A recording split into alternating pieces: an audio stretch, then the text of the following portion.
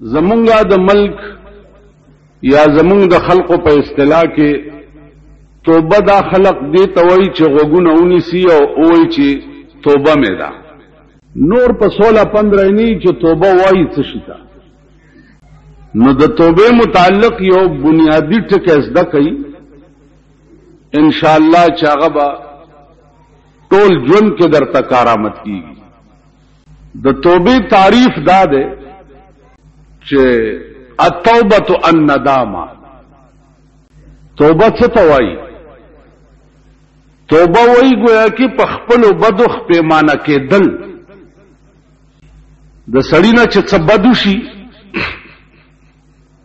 او دې په پیمان شي چې دا ما غلطي کړې ده دې ته توبه وایي. یو په بدو باندې ډټیاوېدل بد کول او هغه نه بعد دا ویل چې ما خو کړ. یو دا صورت ده. یو دا صورت ته چې توبه دې وکړه ګناه دې وکړه او تخپیمانه شو. یو دا صورت. جناب رسول الله صلی الله علیه وسلم فرمایي چې په بدو باندې سړی خپیمان شي. مثلا زنا دې وکړه او ته په خپیمان شو چې اوفو دا دې څوک. شراب دې وسکل او ته په خپیمان شو چې اوه دا دې څوک. دې ته توبه وایي.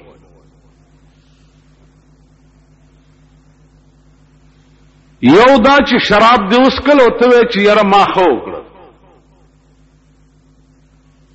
زنا دې وکړه او ته وې چې ما خو وکړه. یو دا صورت. صورت اول گناہ دې وکړه او ته په پیمان شوې. نو التائب من الذنب کمن لا ذنب له. توبه استون کې د ګناه نه داسې دی لکه چې دا ګناه د چرته کړی نه.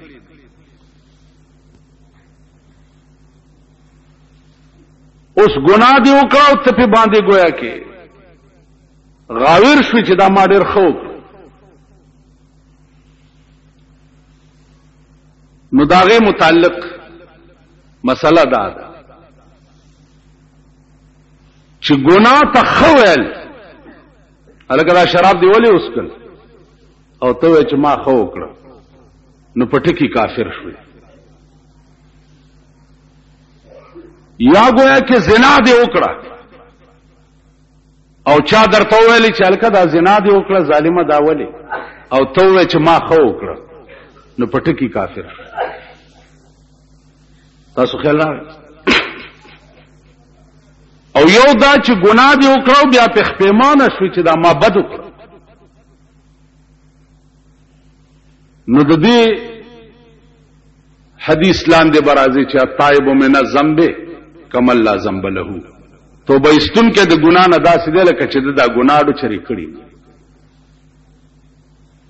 نو توبه څه ته وایي؟ التوبه الندامه. توبه وای دې ته چې سړی په خپلو بدو خپېمان شي. دریم صورت دا ده چې یو سړی ګناه کوي هغه حد ته ورسي چې د اسلام نه بار شي. په ګناه باندې غاویر وي. گناہ ورتاڑو څه شي نه ښکاري. قران کې راځي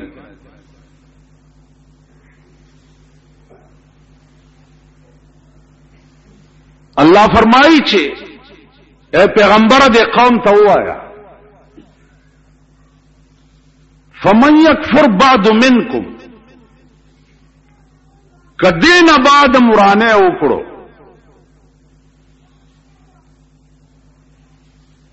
دین بعد مرانه وکړو نو څه چل بدر سره کوم فإني أعذبه عذابا لا أعذبه أحدا من العالمين. کدینا پس مرانه وکړو نو دسه عذاب بدر کم چې په خپل خدای کې به مې دسه عذاب بل چاله نه ورکړي. الله دې امان راکړي. فمن یکفر بعد منکم، دین بعدم کورانه وکړو نو فإن عزیزانو په ټول قران کې چې تاسو وګورئ د دین خطرناک آیات بل نشته.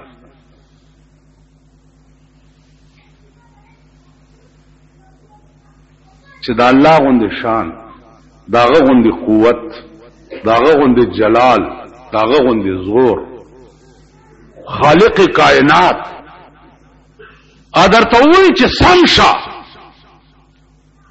او کنه سمېږي نو داسې عذاب بدر کم چې په خپل خدای کې مې داسې عذاب چالنی.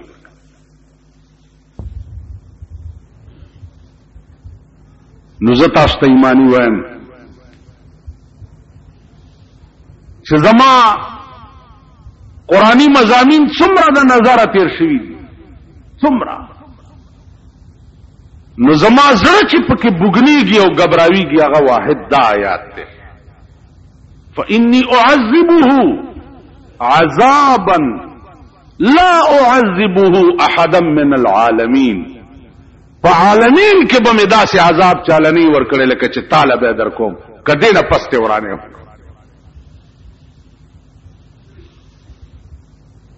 عزیزانن مونږه غرور کیو،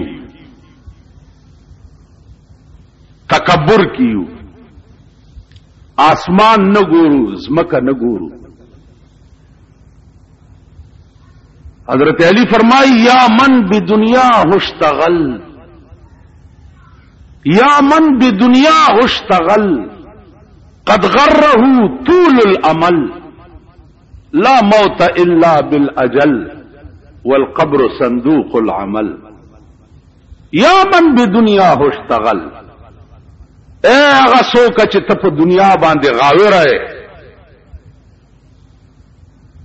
په دنیا باندې دومره غاوی رہے او سترګې در باندې پټې دي چې الله نم بے نیاز شوي، رسول نم بے نیاز شوي، کائنات نم بے نیاز شوي، د خدای د پکړ او د گرفت نم بے نیاز شوي. یا من بدنیا اشتغل، په دنیا کې دومره ورننوته او غرقې چار صدر نیر شو نو قد غره طول الامل.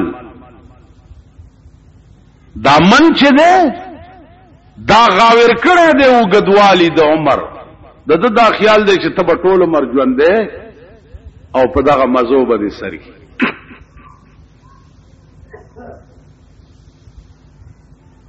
نو ټول عمر ژوند دا صرف د خدای ذات دی، قبل څوک شته؟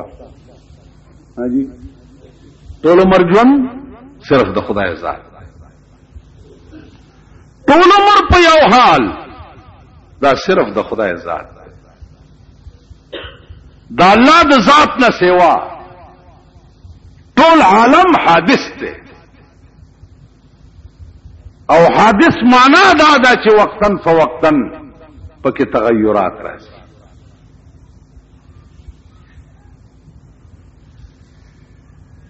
رحمان بابا یو ډېر ښکلې قصیده ده، هغه وی اے عاقل غوږونی سماتا مرګن پریدي سړی خپل رضا تا. مرګ راشي ستا رضا چاته چې دې مړ شو، د چا رضا یې چې دې مړ شو؟ تاسو مرګ ته خوشحالي کوي؟ چا رضا؟ موسی علیہ السلام خدای پاک ته وی چې یا الله ما چې کله مړ کې مانه به تپوس کې او ډېر وګدو مر راکا ویلې خدای د اس پملا لاس کې دا چې ستا د لاس لاندې څومره وختراله نو د وخت په سر به یو کال عمر درکو. عزیزونو د اس ملا به تاسو لیدلی کني، اوس چې بار لاړ شي چرته وګورئ د لاس لاندې لکونه وختراوي، لکونه وختر نو الله ته و فرمایل موسی علیہ السلام چې یا الله کدام خلاص شي بیا به دې مړ کو ولکونه کال چې تیر شي بیا به مې مړ کې او زما قانون دا دی موسی چې کل من علیها فان ويبقى وجه ربك ذو الجلال والاکرام کل من علیها فان اے پیغمبر دا سچ ته ګوره دا به فنا شي ويبقى وجه ربك ذو الجلال والاکرام دا سی وخت براشي چې صرف ستا د پروردگار ذات به باقی وي نور بار څه فنا شي عزیزانو دا ملائکه دا بنی آدم دا پیریان دا بادیان دا ټول کائنات با نیست و نابود شي صرف د خدای ذات په باقی وي د هیڅ شي وجود به نه ښکاري د هیڅ شي وجود به نه ښکاري دا به په یو شپېلۍ د اسرافیل علیه السلام دا ټول کائنات ختم شي په یو شپېلۍ هغه د شپېلۍ आवाज بداسي الله دې امان راکړي چې هغه आवाज به ټول کائنات ووري او په هغه आवाज به ارڅ ختم شي نن خطا یریږي د اټم بم نه او هایدروجن بم نه او پلانی نه او ډنګړي نه د اسرافیل د یو شپېلۍ आवाज به هغه اټم بم وي چې کل کائنات به ذره ذره شي او کل کائنات به ختم شي د اسمانونو دا به څه شي قرآن کې راځي یوم یجعل الولدان شیبا السماء منفطر به یوم یجعل الولدان اے پیغمبره د قیامت داسې ورځ ده چې او بګرځي پکې الکان د ډېر هیبت نه بالکان پکې سپینګری شي الکان با د ډېر زور او د ډېر رعب نه سپینګری بشي یوم یجعل الولدان شیبا الکان بس سپینګری شي السماء منفطر به او اسمان به ټوکړي ټوکړي شي او په دې ځمکه به راوغورځي او کان وعده مفعولا اے پیغمبر دا ستا وعده د خدای وعده چې دا داسې وګڼه لکه چې تیر شوي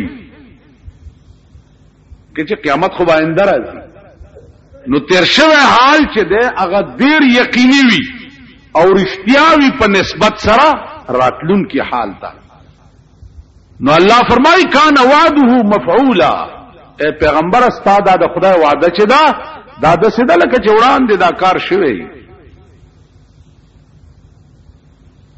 نو عرض مې دا و چې هغه کم شی دی د غرور چې مونږ به پې غاوره یو کم شی په دې ملک تاسو ګورئ مونږ خو په دې هوس کې یو چې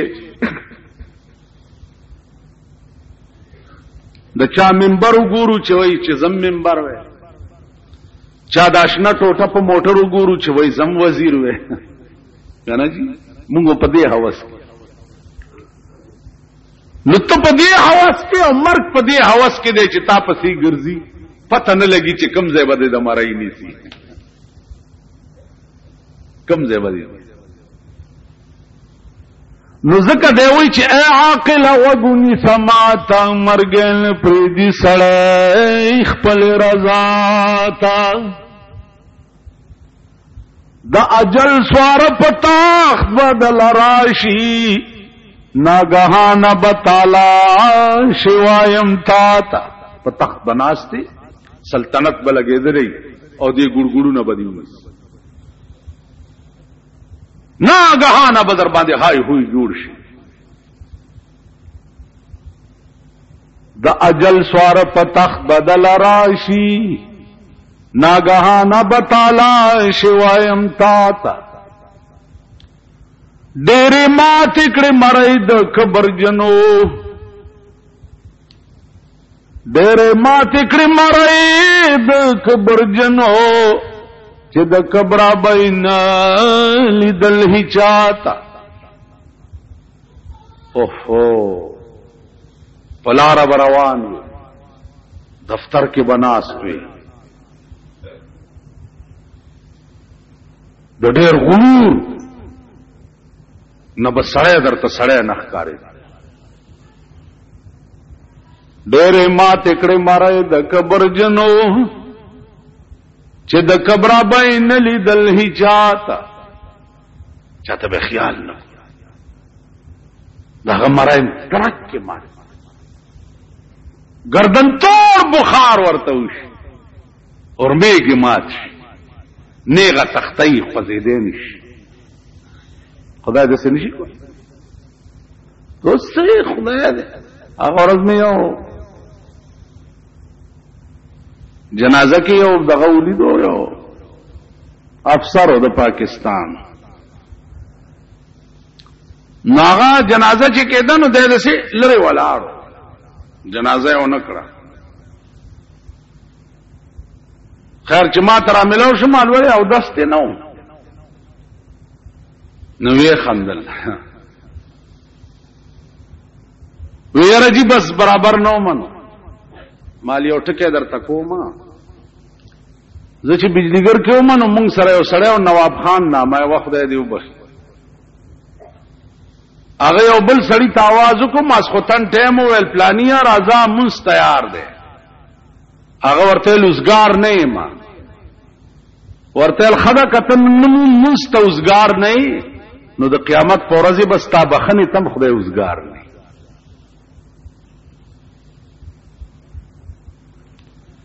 نو مال کتنن د دې او مسلمان جنازه ته برابر نه وي نو قیامت کې بس تا بخنه تم خدای برابر نه څنګه چا سره وکي هغه څه بدر سره کی نو عزیزانو عرض مې داو چې غرور یو د خدای د ذات سره خای بنده بچي یو د غرور بچي او بیا په پاکستان کې خو مغرور اډو څوک منم زکنا چې ما هو په پاکستان کې د ډېرو خلکو ګوډای پالوتو مولي دي او د ډېرو خلکو ګوډای مې په کانټا کې دوه مولي دي عزیزانو دا مسله را نه پاتې کیږي د تفصیل کې در سره نظم چې پرون کم حال د دې قوم مشرانو کړي دي پرون د سینټ په انتخاباتو کې کدی قوم کی ایمان وی ایمان پکی وی او دا قوم چرته د انسانیت فلارم تیر وی پکار داده چې د اره حلقه قوم را جمع شي او خپل منبر کې نه او جمعه تیراوي چراشه او قران کې ورته سورته برات روباسي سورته برات هغه سورت ته چې د ډېر قهر نه په سر کلمه نه د لیکلي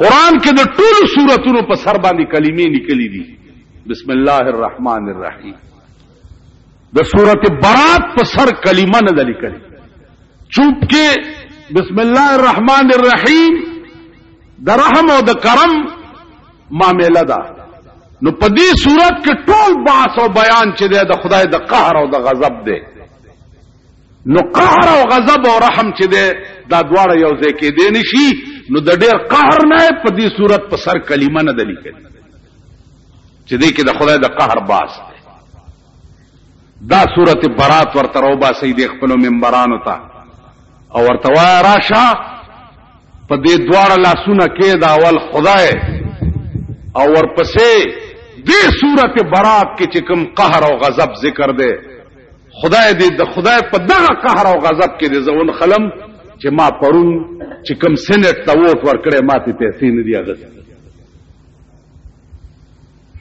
نن ستاد ملک د منبرانو وټونه په شپېته لک روپۍ خرج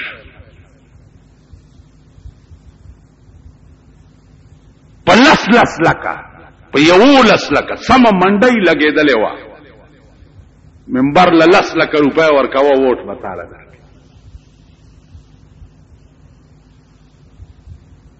پرون ستا په ملک کې د مسلم لیګو د ووټ د ایمان هم پته ولګېده،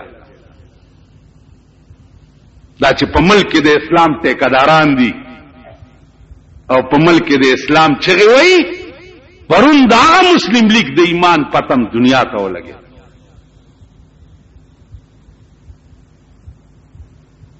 ودې کې دا قوم داسې که ایمان پکې وي که دا قوم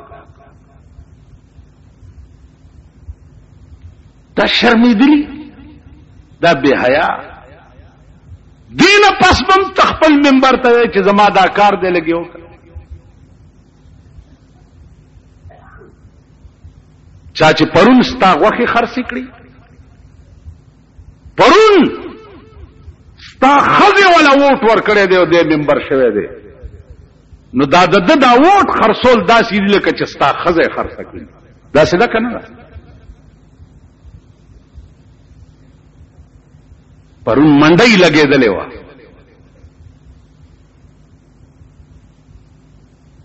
زما عزیزانو عرض مې دا و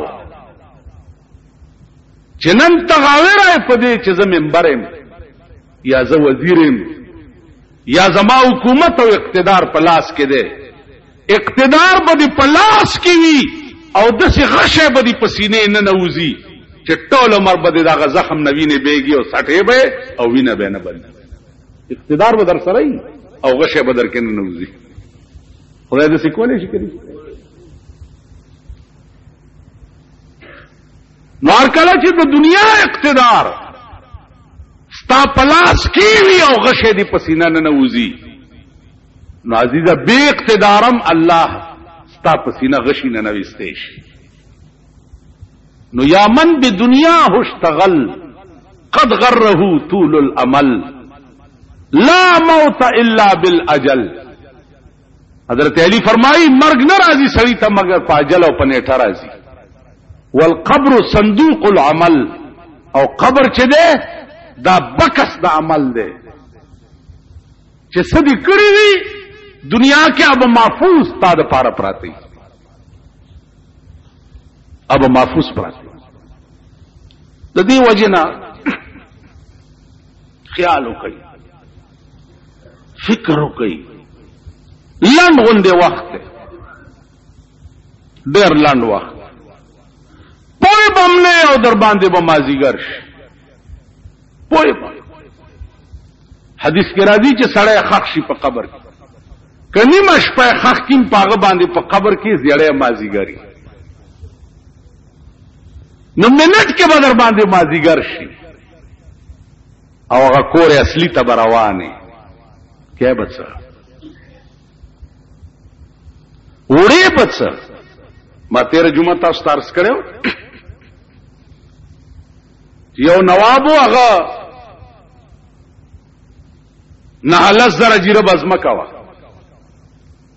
یو خوار غریب نه تاسو کو ورته لکه ستا څومره زمکه ده؟ نواب صاحب چې څومره ستا ده؟ چې څومره زما ده؟ ویلو چې څومره زما ستا ده دومره زمان ورنویني سي زما عمر زمکه ستا کم ځای کې ده په دې علاقه کې خو د بل چاډو زمکه شته نه، نو ستا کم ځای نه پکې را لاس نه نوابونی و ادیره ته بول و نواب صاحب دې ځکه ستا څومره زمکه ده؟ ویل 2.5 غزه.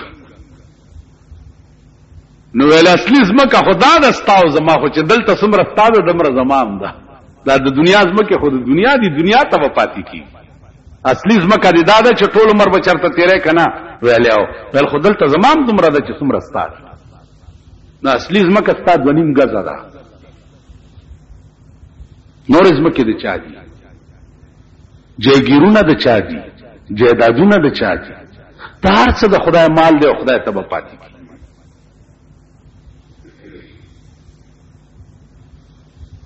نو توبه څه ته وایي؟ التوبه الندامه. توبه وایي دې ته چې سړی په خپلو بدو خپېمان شي، احساس ورته وشي چې دا ما بد کړي دي، دې ته توبه وایي. وګونو نیولو ته پوزه پزمکه راخکلو تا دیتا توبه نه وایي. په خپله ګناه او په خپلو بدو خپیمانه کېدل دیتا عزیزانو توبه وایي. اوس دی آیات تراشي انما التوبه په تحقیق سره خبره دا ده بله نه ده. قبول د توبې چې دی علی الله په خدای باندې. اوس علا کلمه په عربي لغت کې د پاره د لزوم راځي. الله د توبې قبلول ستا د توبې قبلول چې دی هغه خدای په ځان تفضلا لازم کړي. خدای وایي ته چې دړنه توبه وباسې نو په ما لازمه ده چې زه به قبلوم. اوس د چا توبه یعملون السوء بجهالة چې هغه عمل بدو کی بجهالة په ناپوهۍ سره. ما تیر جمعه تاسو ته تفصیل بیان کړو چې ناپوهي وایي دیتا چې سره سره د عقل د ګناه په ټیم کې هغه نه عقل سلب شي، عقل تلار شي. اوس د ګناه په وخت کې چې عقل باقی وي او ګناه درنه وشي یو دا صورت ده. یو د ګناه په وخت کې عقل سلب شو او ګناه درنه وشو یو دا صورت. قرآن کریم دا دواړه صورتونه بیان کړي. په ګناه قادر شو شپه ده ځان له کوټه ده ځوانه ښځه درته پردی کوټې ته راننوته څوک نشته دروازې ټولې بند هیڅوک نشته. استاد د نفس او د خدای د یری مقابله ده دی وخت. ته شپاړه سنې قادرې په ګناه چې څه کې دې شپه کې کولی شي او تا ویل چې نه د دې جواب ورکول به بیا ډېر ګران. جواب به څوک کوي؟ قرآن کریم فرمائی ولمن خاف مقام ربه جنتان. چا چې ګناه په دې نیت پرې خو چې بیا به جواب نشم ورکوله دې سړي له به د قیامت په ورځ اعلان وشي چې دله دوه جنت ورکړه. دې په ګناه قادرو او رستو.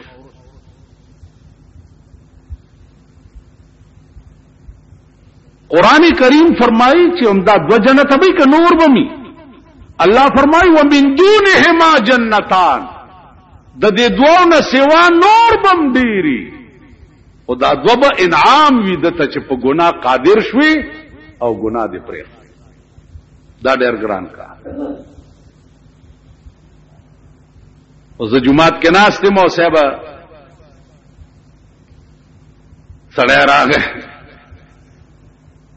او وی چې مولانا صاحب دا 2 لک روپۍ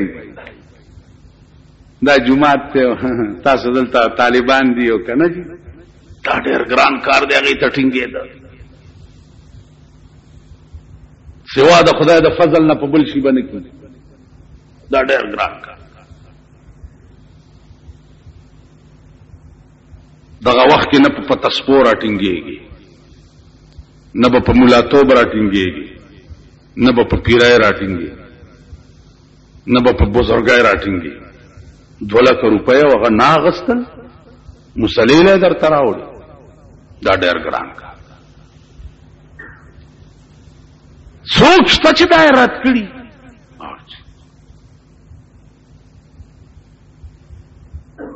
داسې اولیاء الله او داسې بزرگان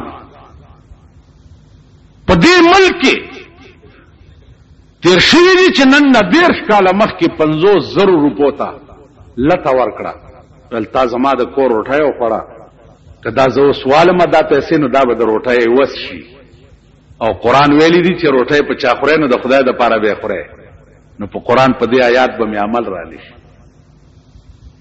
داسې خلق زوت وڅکو مونږ هغه نه چالت مړې پروتي ویرونه کیږي هاي هاي هاي هاي دا غمړي په کور کې مونږ روټای خورو دا غمړي په کور کې مونږ چای اسکو دا غمړي سلويختي او د جمعرات په ورځ چې ورپسې ختمونه کوي مونږ هغه روټای خورو نه تاسو نه خورئ سلويختي لازم کنه سم ګيري ورته ګمنس کړي را ګمنس کړي ورته وی لګا چیلم دې کارډونه چاپ کړي فلان صاحب کا چیلم ہے اور تشریف لیا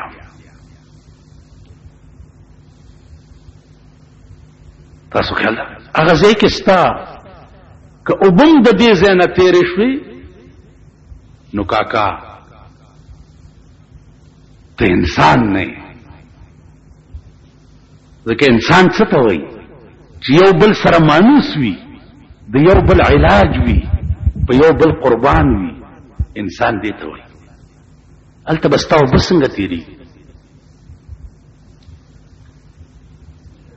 طالب خوراک زمون په غرونو کې تاسو ګورئ مړې چې اوچت کی او دیره ته روان کی نو دا خزه ورپسې راوځي نو دې مخونو نه تیکی والو زي په مخ والو نو نیم خلق جنازه سر روان شي او نیم خلق توریجی کی دي پس مکه خانکونو کې نو یې پاوري جو اخته شي خو الته هاي هاي هاي هاي هاي او دوی دا دان وړای په خلن نه بس و دا څه د سړی ځامن دا د سړي ځامن دي خدای پرستی توبه استغفار په دې زناورو کې وګورئ چې د زناورو یو جنس مړ پروت دی سپی مړ پروت چې نور سپي ولا راشي او داسې سپېږمې وروړي نو سر ځوړند ونیسي تجربه وکړئ مرغۍ مړه پرته دا نور مرغۍ ورته راشي داسې ورته سرنګون ولاړي په مونږ کې د زناورو مراحل هغه احساس هم نشته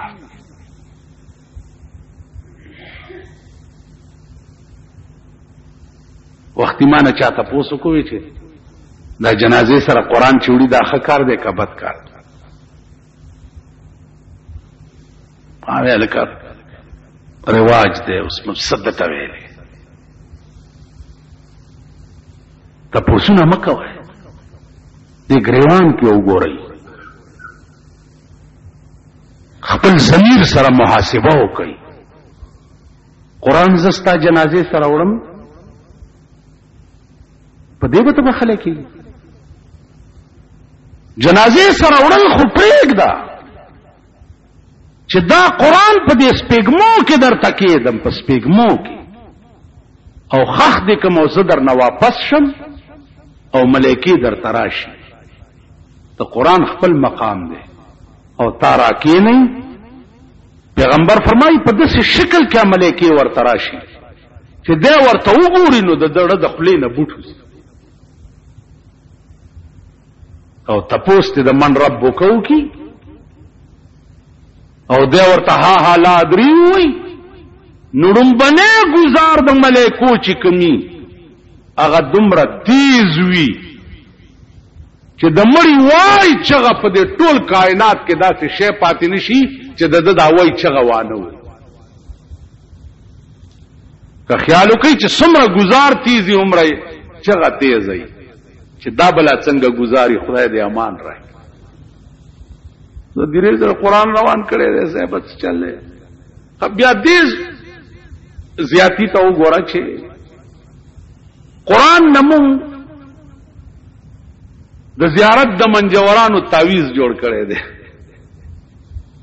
قران غرض خدا نه دی قران هو قانون دی د ملک قانون دی د مسلمان قوم چې ستاسو د ټول ژوند فیصله به په دې قانون کیږي قران خو دې نه دی په دې قانون به ته د ژوندۍ فیصله کې او کله ژوند فیصله دې په دې قانون نه کړي نو د مرګ نه وروسته به دا قانون تا نشي خلاصوله خبر خلاص نو عزیزانو عرض میں داو چې کوشش دا کوي چې خدای توفیق راکړي. یو باس دا دی چې توبه تر کم وخت پورې قبليږي. دویم باس دا دی چې توبه د مسلمان او د کافر کې څه فرق دی.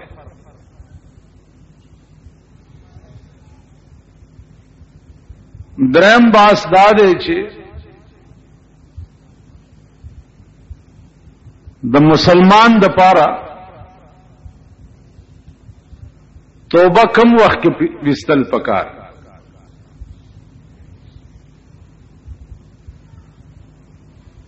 عزیزانو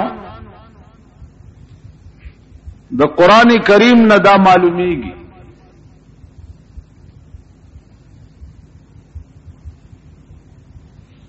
چې د مسلمان توبه چې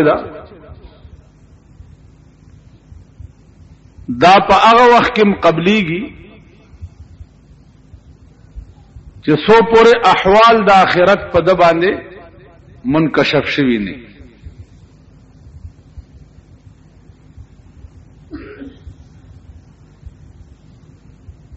بعض علما وایي چې د مسلمان سره خصوصي مراعات دي د پروردگار عالم چې په وخت د انکشاف کې الله باس د توبه چې ده هغه د مسلمان قبلې.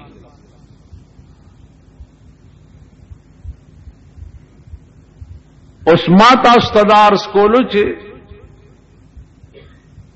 توبه وایي څه شي ته. جناب رسول الله صلی الله علیه وسلم فرمایي التوبه الندامه. توبه دې ته وایي چې سړی په خپل ګناه باندې خپېمان شي.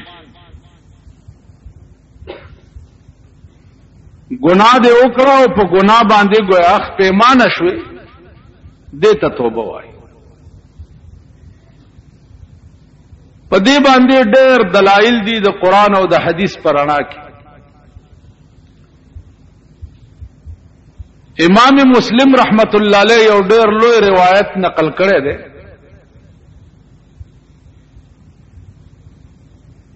چې یو سړی هغه یو کم سل قتل کړي او یو کم سل قتل پس دتا سوچ ورغه چې او ظالما دا به تر کومه پورې ته دا ظلم کوي. اراده وکړه چې توبه وباسه او چرته خلق پکار دی چې داغي په لاس باندې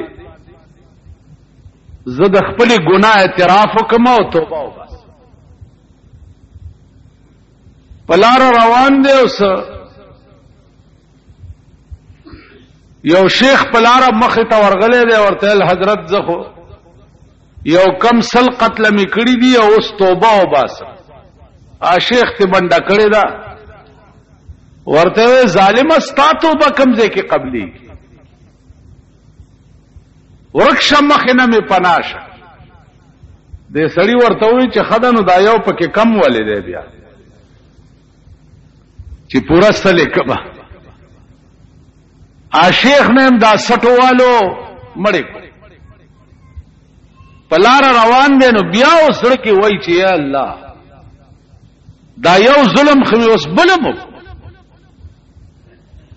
ساحل الله ورته په مخ راغلی دي نیکان او بزرگان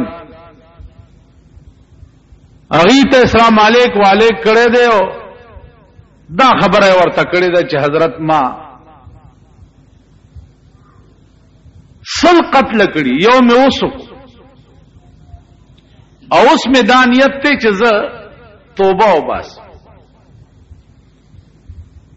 اغي ورته ویلي چې دا الله رحم او کرم چې دی هغه ډېر وسیع دی او ستا توبه به بالکل خدای قبول کړي. اوس دې مقام باندې یو سوال دا واردېږي چې قتل چې دی دا حق العبد دی، نو پردې حق چې دی هغه خو خدای نه معاف کوي چې تر څو پورې هغه سړي ورته په خپله معافي نه کوي. نو په توبه باندې به ګویا قتل څنګه معاف شي؟ علما لیکي چې دا بدارنګ معاف کیږي چې الله وغواړي د چا د توبې قبلول، نو دغه ستا باندې چې د چا حق دی دته به په جنت کې یو ځای وښیي، دی به تقاضا وکړي چې یا الله دا ځای مال راکړه، نو الله به ورته وفرمایي چې دا ځای به اله درکم چې دې سړي ته معافي وکړي. نو دی به وایي چې یا الله ما معاف کړی دی خو ماله دغه ځای راکړه. الله به دا رنگ جوړ کی سړی د پاره او دی به په معاف کی. نو عرض داو چې انیکانو ورته ویلي چې دا الله رحم چې دی هغه ډېر وسیع دی. قرآن کې راځي قل یا عبادی الذین اسرفوا علی انفسهم، اے پیغمبره د خپل بندگانو ته وایا چې تاسو په خپل ځان زیاتی کړی دي، نو لا تقنطوا من رحمت الله، دا الله د رحمت نه مه امید کیږي. څومره بد او زیاتی چې در نشوي دي نو د الله د رحمت نه مه امید کیږي. لا تقنطوا من رحمت الله ان الله یغفر الذنوب جميعا انه هو الغفور الرحیم. الله چې غواړي نو ټول ګناونه سړی ته معاف کی، ځکه چې الله بخون کې او رحم کوي. عزیزانو په قیامت کې به یو ځلې دا بازار مولګي چې په یو ادا باندې سړی ته معافي وشي، نو الله به اعلان وکړي چې دا سړی چې دا ما معاف کو، اے ملائکو د گناهونه ولټوي چې څومره گناهونه کړی دي هغه ټول ورته په نیکۍ بدل کړي. په دې مقام کې علما شارحین لږ متردد غوندي دي چې ګناه په قیامت کې څنګه په نیکۍ بدلیږي. ما په خبرو پوهیږئ؟ ګناه به څنګه په نیکۍ بدلیږي؟ عزیزانو گناہ بئی او په نیکۍ به بدل شي. یو پروفیسر ما نه تپوسو کو تقریر کې ما چرته دا خبره به اورېدلې و چې گناہ به څنګه په نیکۍ بدلی. نو ما ورته زبتا تا دنیا کې اوخه چې پلیت شی به پاکی په تبدیل د جنس سره پلیت شی چې وي هغه پاک شي. ودا زما عقل کې ناراضي مال دومره خو به د عقل کې راځي چې غنم چې څه وخت کې وکړي نو هغې له سره ورکوي. دا سره تاسو وګورئ دا تمام د بنی آدم غل دي. وی کنه سره معنا ډیران.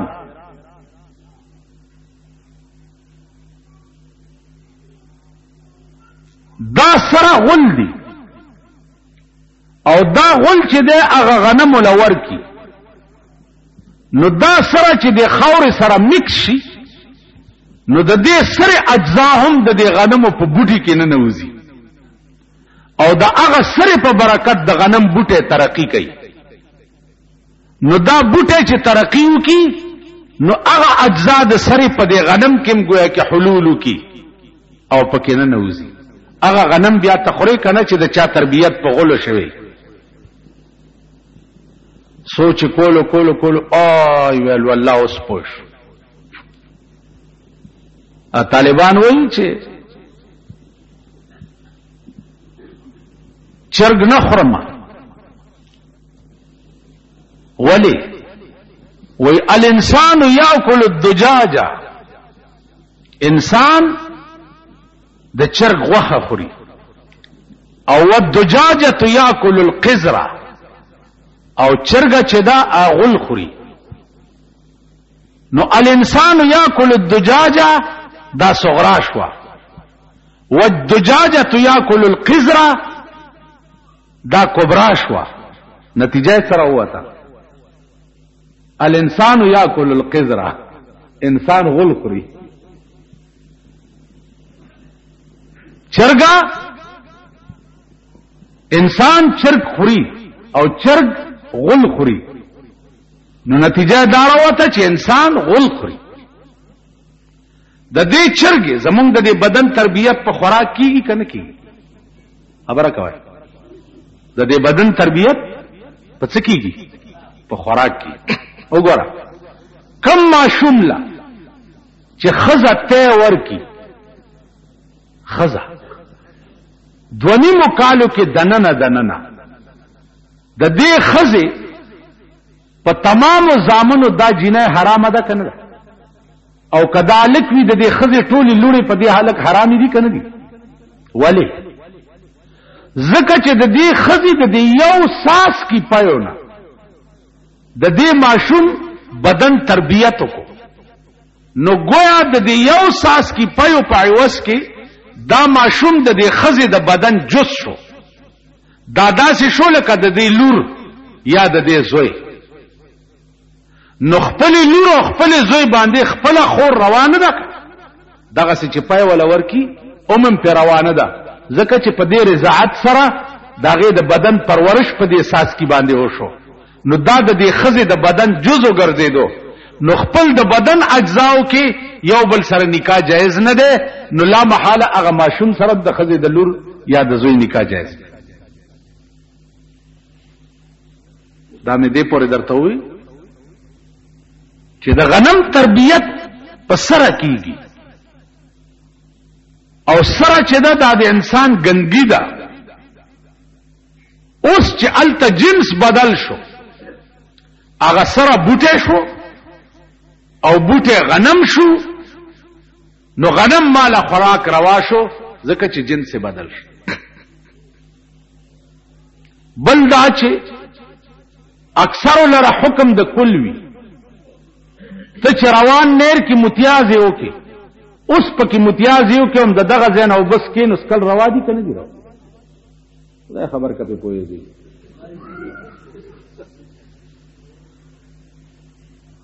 اوس تلاو دے لس پلس، لس گزدا سے لسدا سے لسدا سے لسدا سے، او ولاړې وبدي او لس پلس دي. د دې ولاړو بو چې لس پلس حکم په شان د جاری و دي، الته پکې متیاز یو کا التم د دې تلاو نو بس کل روا دي کنه؟ وجه صدا چې اکثر لره حکم د کلی، نو لګه پلیتی پکې وراغه او اکثر پلیتی دي، نو گویا حکم د کل شو، اکثر پاکی دي. نو عرض بداو چې په تبدیل د جسم سره تبدیل د حقیقت راځي. نو عرض بداو عزیزان چې الله وغواړي نو ګناه په نیکۍ بدل کړي. نو ګناه په نیکۍ څنګه بدلیږي؟ مولانا روم لیکلی دي چې یو خزه او خاوند ډیر غریبان،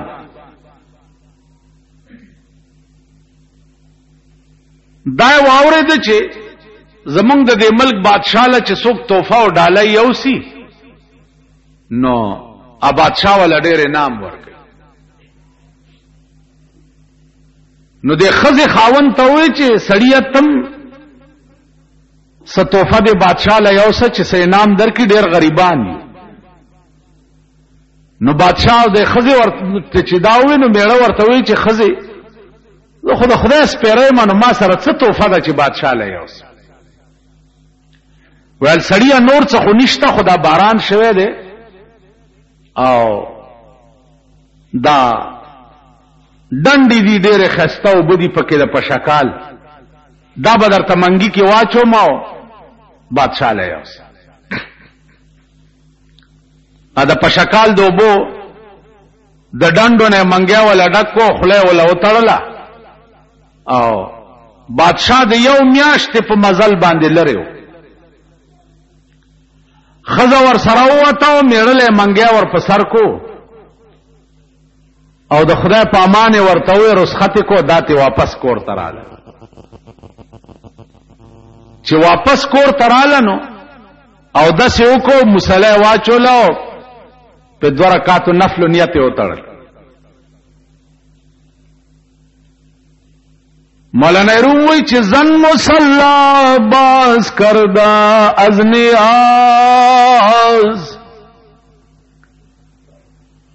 زن مصلا باز کردا از نیاز، رب سلم ورد کردا در نماز، زن مصلا باز کردا از نیاز، رب سلم ورد کردا در نماز. خزی مصلا واچولا پا مانزه ودریدا پا مانزه کی دعا کئی رب سلم ورد کردا در نماز. اے پروردگارا خاون میں د یو میاشت په مزل باندې بادشاہ لا توفه روانه کړه، خدای صحیح سالم اورسه او په ډکه منګول راولا. خزه دعا اوس دا توقع مونږه د خپل خزو نه نشو کوله چې مونږ چرته دا سره روان شو زمونږ خزه په نفل ودرېږي او دعا به وکړي چې خدایا خاون میں دا یقین ما ته د خپل خزونه نشته او بیا د پاکستانو خزونه تجربه وکړي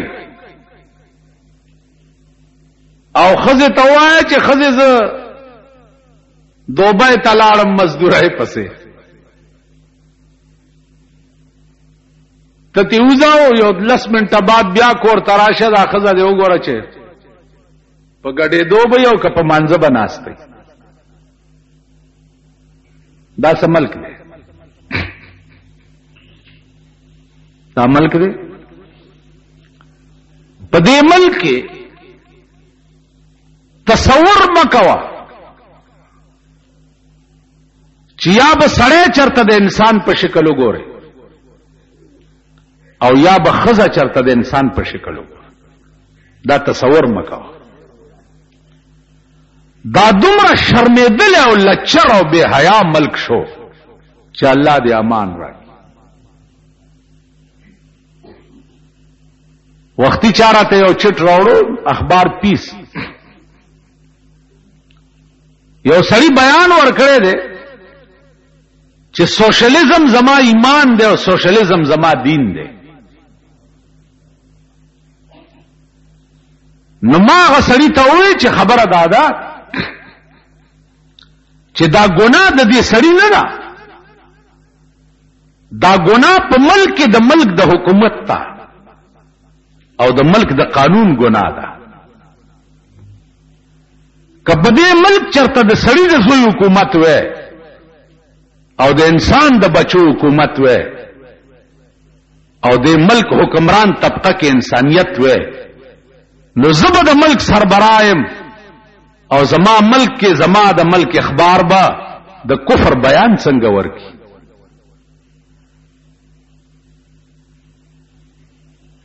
سوشلیزم کی ایمان شته نو سوشلیزم ستا ایمان څنګه دی؟ ایمان خو اول دی خره نه خیله پرتوګه نه باری ته وګوره چې ته خو اول د ایمان تعریف وګوره چې ایمان وای څه شي تا. ایمان په عربی کې تصدیق ما جاء به النبی توای پیغمبر چې کوم قانون د خدای نه راوړی دی په هغې یقین کول دې ته ایمان وایي. نو ته چې سوشلیزم ته ایمان وایي بې ایمانۍ ته ایمان ویل دا څه عقل؟ اوس دا سړی چې راونیسې سر لاندې او خپې پاسې ځوړن کې او ورته وایي چې اوس دې څه ایمان دی لکه تماشه د ځان وکړه.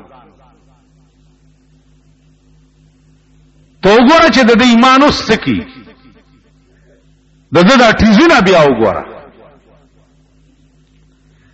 خو ملک بے حیا او دوس ملک دے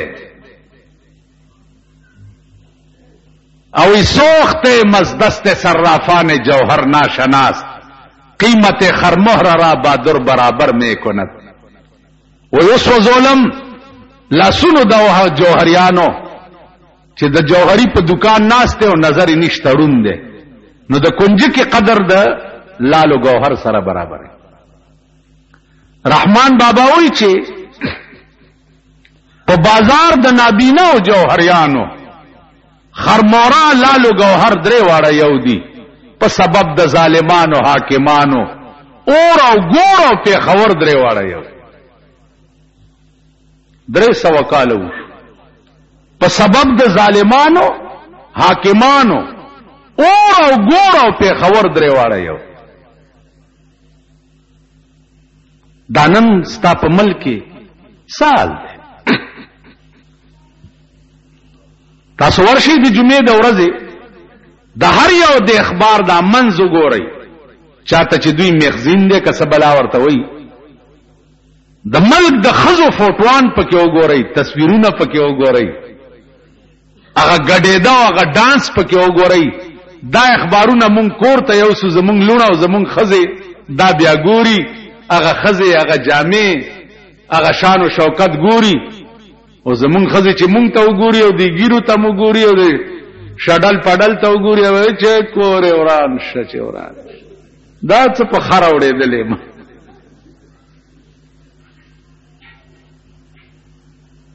دا ستاسو ملک بیا دا پیښور دا شرمېدلي د بې حیا بچي د هندوستان نه یو اداکار را روان دی. څه نام یې ده؟ څه نام یې ده؟ دلیپ کمار. وګوره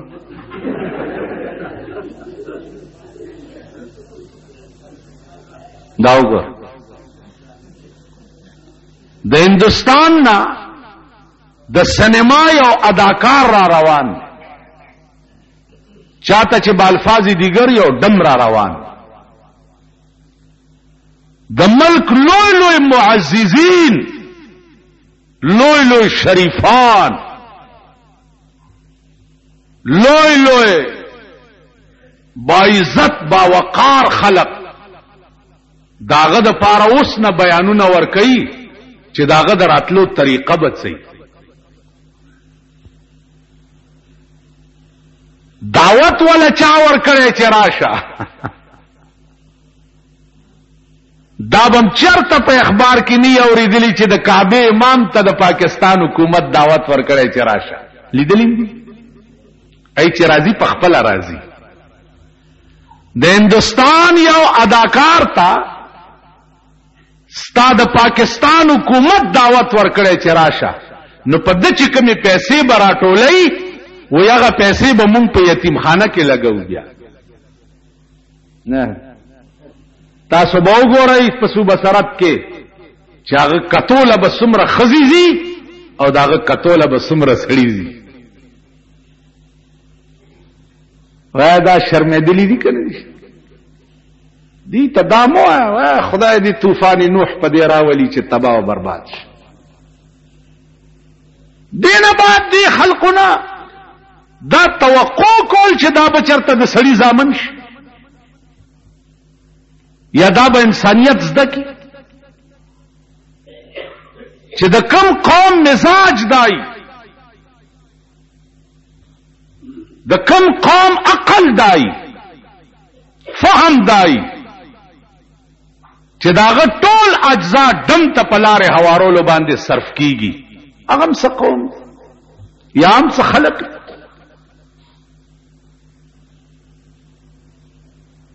خدای چې سکه ډیر خک هغه چې سکه مونږ سره چې سکیږي ډیر خکی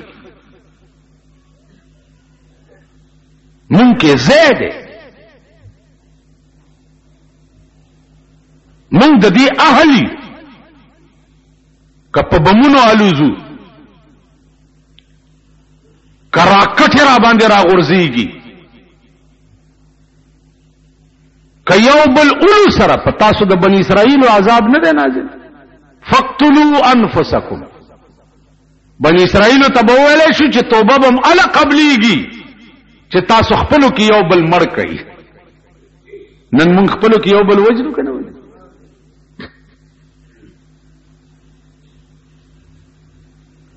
ستا توبه نه قبل په توبه ته پوهیږي نه نو چې د کم ملک دسي حکومت بیا هغه حکومت لا چې کم خلق کار کوي دا حکومت وزیرانو لا په اخبار کې وګورئ زرګونه خلق ناشتي او داغه درفشانی او تاسو وايي په ایمان په دې تمام پاکستان کې د یو وزیر تقریر د دې قابل دی چې څوک یې واوري د جنیجو تقریر د دې قابل دی چې تی واوري د ضیاءالحق تقریر د دې قابل دی چې تی واوري صحیح معنوں میں د دې قوم دا ملای لو جورس تیریږي وې زاغان کې لاست په سر د سروي تو تیان تلان د ځان ورنا کوي زاغان کې لاست په سر د سروي تو تیان تلان د ځان ورنا کوي رزیلال پاسی عبدالعظیم په شریفانو اعتراض نہ کوي زاغان کې لاست په سر د سروي تو تیان تلان د ځان ورنا کوي رزیلال پاسی عبدالعظیم په شریفانو اعتراض نہ کوي نن رزله د زمانه هغه خلق دی چې کوم رزله او د زمانه ته لارې اواري لارې ورته برابرې لوی رزیلان دغه خلق ستاد ملک دا کنجر او دم مزاج خلق وګورئ د چا وظیفه چې شپه او ورځ ټلویزیون قتل دي د چا وظیفه چې شپه او ورځ سینماګانې قتل دي د چا وظیفه چې شپه او ورځ وی سی آرونه قتل دي دا دم مزاج خلق به تاسو وګورئ چې د دې حشر بچي د دې انجام بچي قیامت کې به یو ډله داسین وی چې د قبر نه راپاسي نو د خپې به نه او لاسونه به هم نه او پسترګو به مړون دي په غوګونو به هم کون وي یو ګلوله غوندې به داسې رغړي او شام ته به رواني الله ته د حساب دپاره یا ربا دا کم خلق دی و بدا هغه خلق دی چې په دې خپو به کنجرتوب او ډمتوب پسې ګرځېده په دې سترګو به ډمتوب کتلو په دې غوګونو به ډمتوب اورېدو دا خلق حدیث کې راځي لا يجتمع امتي على الضلاله فإن اجتمعت امتي على الضلاله فانا بريء منهم وهم بريئون مني زما امت ته په هغه ځای کې نه جمع کیږي چې کوم ځای گمراهي کیږي که زما امت را جمع شو په هغه ځای کې چې کوم ځای گمراهي کیږي سردار کونین فرمایي زه د دوی نه بیزار یم او دوی زمانه بیزار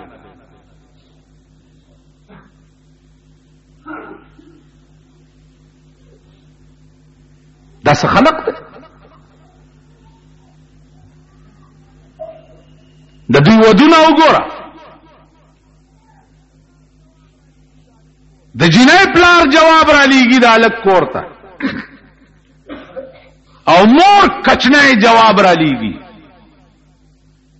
چې زما د لور جنگ چې راولی که بینډ پکې نه نو ډولۍ به نه در کوم. دا د جنۍ مور هغه په هډمه وایي.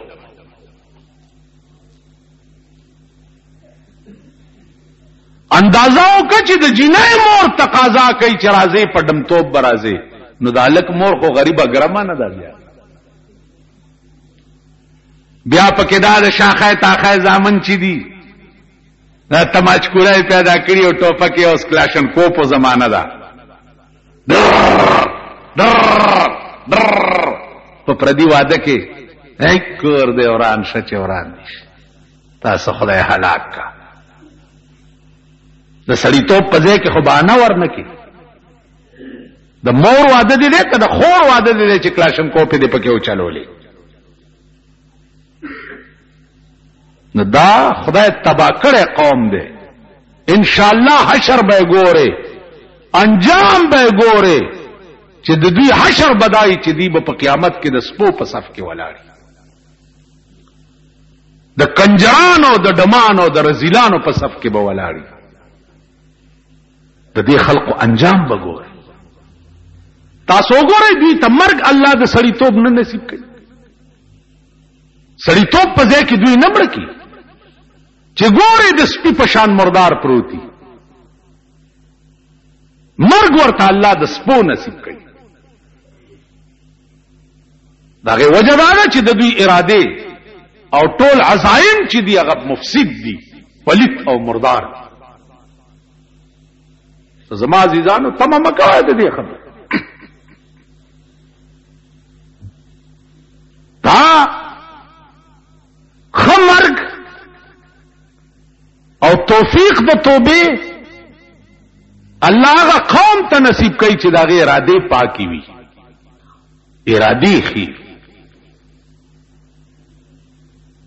د چا اراده پلیتی او مرداری وي هغه ته خدای توفیق نه ورکړي.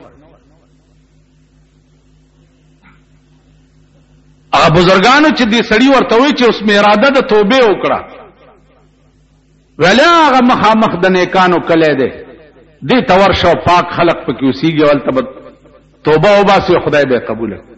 چې دې روان شو لار کې ولا مرګ راغیو ساته قبس ساچې ته وطن د سینه د نیکانو د کلی طرف تکړه چې خدای ته په پوهې چې ما خو اراده د توبه کړې و. اوس مخ کې ته پوهېږه استا کار چې ساتي وته د رحمت او د غضب ملائکه ولا رااله. د غضب ملائکه وی چې روح وروسي جین تا سل قتل کړي، د رحمت ملائکه وی د اراده د توبه کړي و مونږ روح علیین ته ورو. د دوه قسمه ملائکه په جګړه شو چې په جګړه شو الله ثالثي وکړه منس کې چې جګړه مکوای. دا سره وګورئ چې د کم ځای نه را روان دي ا د قتلونو زه ترغه زام لار ناپ کوي، او چې کم زه تر روان دي تر دغه زام لار ناپ کوي. کله نیکانو کلی ته نږدې وي نو د رحمت ملائکه دی اوسي، او کله قتل زه ته نږدې وي نو د غضب ملائکه دی اوسي. ملائکو ناپ شروع کو او الله دغه نیکانو کله یو لیشت ورته را نږدې کړو، ثابت کله را نږدې کړو. چې را نږدې کړو نو د لاش چې د نیکانو کلی ته نږدې و نو د نیک رحمت ملائکو غټلا او د غضب ملائکو بیللا روح یغي واغستو علیین ته یو. خالی په اراده د توبه به، لیکن چې صداقت سره وي، پرشتیا سره وي. دا څنګه لکه قران ویلي دي چې ان الذين كفروا ثم امنوا ثم كفروا ثم امنوا ثم كفروا. ایمان وروړي بیا کافر شي، بیا ایمان وروړي بیا کافر شي. نو دغه خلقو ته خدای وایي چې خدا سمېږي خو نه خو ټیک شي، کنه ټیکېږي. فمن يكفر بعد منكم فاني اعذبه عذابا لا اعذبه احدا من العالمين. دس عذاب بدر کم پخپل ذات مې دې قسمی چې پخپل خدای کې مې دس عذاب بل چاله نه ورکړ. ټیک شي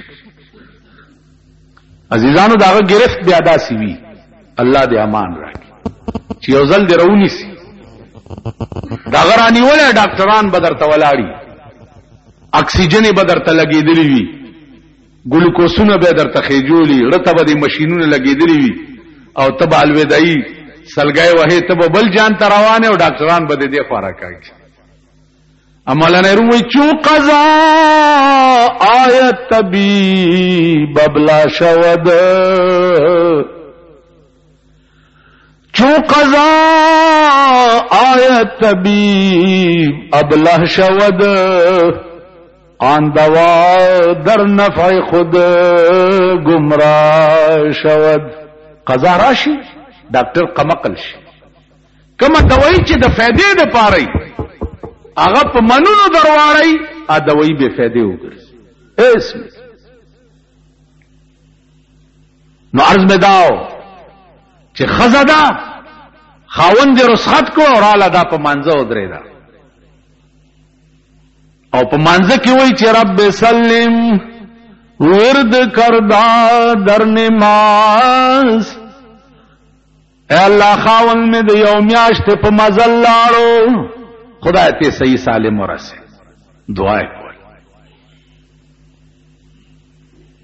التچورا سي دو بادشاہ ته اطلاع وشو چې یو سړی د تحفه راوړی دا څه تحفه راوړی دا راي ولې چې بادشاہ مانګه په سر د بادشاہ ته ورننه است بچیا څه راوړی دی جماع الجنه د جنت وب مې راوړی بادشاہ ورته سبحان الله د جنت وب انا راوالي منګه ته راواغستو یو میاش چې په منګي کې وب پرتی ته چې سمره ښاب وې به کړی ولاله ګلاس راوړی بادشاہ ورته د جنت وب دی بادشاہ ګلاس اوس کلو چې وېس کلو چې بادشاہ اوس کلو نو اوس جنې جوړه لمه څنګه نسکی اوس کوي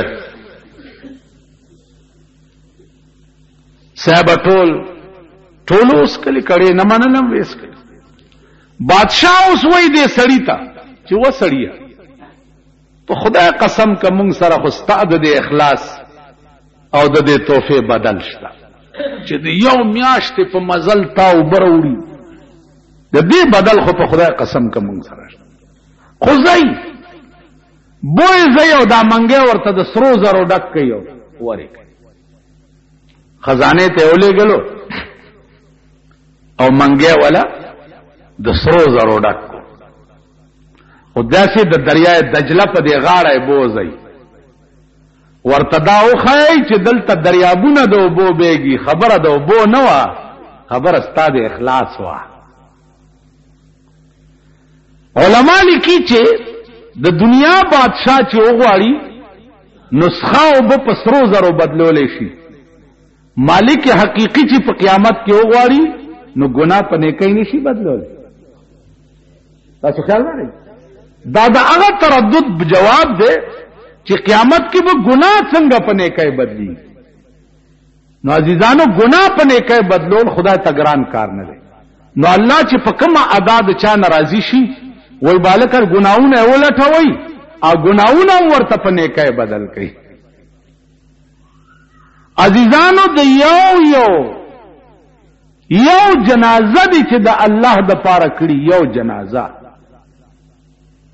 د یو مسلمان نو د یو جنازي قیمت به په هغه ورځ د احد د غرم راولګي د یوې جنازې په یوس کې بستاد نیکي پته لکه یو د احد اگر کې خودلې اوس د توبې توفیق ان شاء الله سباس بیا شي واخر دعوانا ان الحمد